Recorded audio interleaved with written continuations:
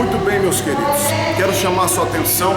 Nós estamos aqui na entrada do Ministério Apostólico, aqui, Fortaleza da Fé, aonde o poder de Deus, com certeza, se manifestará na sua vida. Eu quero chamar a sua atenção.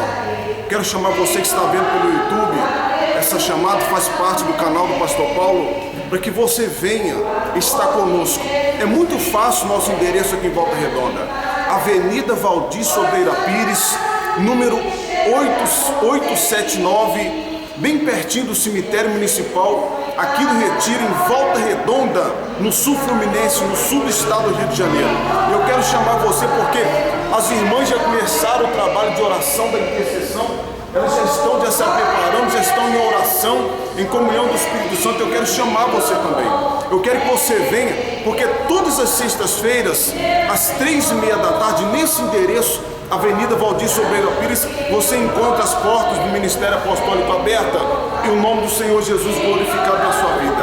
Você que está enfermo, você que está desesperado, você que está passando por situação terrível na sua vida, dramas terríveis, a qual você não consegue vencer pela força do seu braço, eu quero chamar você.